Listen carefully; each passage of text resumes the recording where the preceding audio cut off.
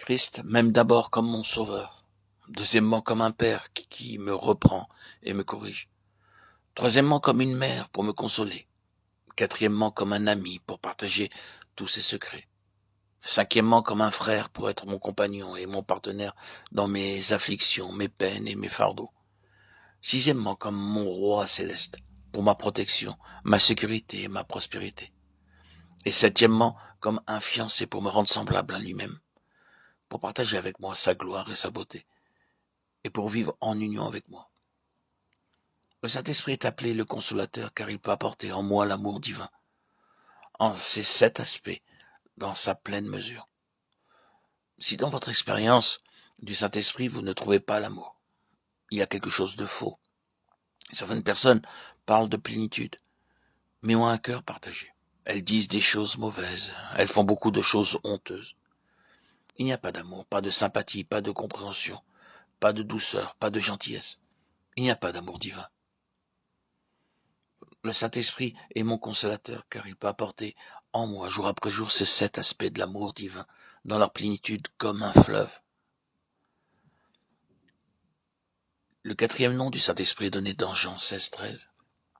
Quand le consolateur sera venu, l'Esprit de vérité, il vous conduira dans toute la vérité, car il ne parlera pas de lui-même, mais il dira tout ce qu'il aura entendu, et il vous annoncera les choses à venir.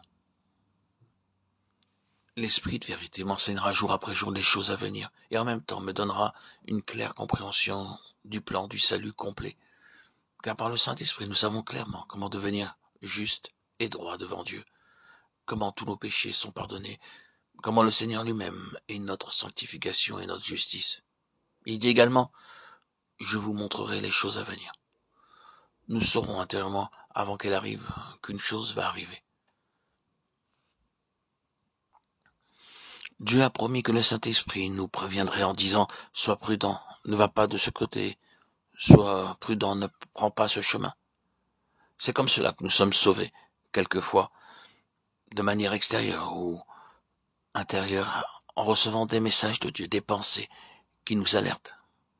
Jésus est l'Esprit de vérité, l'Esprit glorifié. Il nous montre clairement la voie du salut et la pleine signification de l'amour de Dieu. Et en même temps, il nous sauve de tous les dangers qui peuvent survenir. Le 5e don du Saint-Esprit se trouve dans Galates 4,6.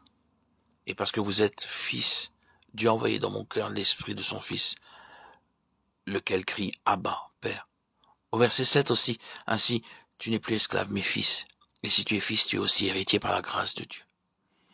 L'Esprit du Fils de Dieu nous donne la liberté et la hardiesse de faire appel à Dieu en tout temps. Il n'y a pas de crainte à avoir, même si parfois le Père peut nous reprendre.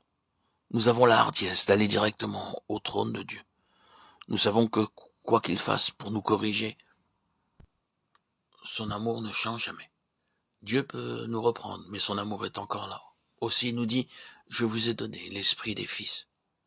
Ainsi, nous pouvons faire appel à Dieu pour tous nos besoins.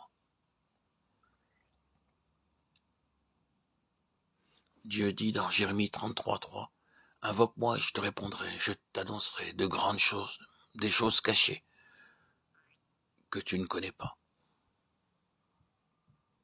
Il dit encore dans le psaume 81,11, je suis l'Éternel ton Dieu qui t'ai fait monter du pays d'Égypte.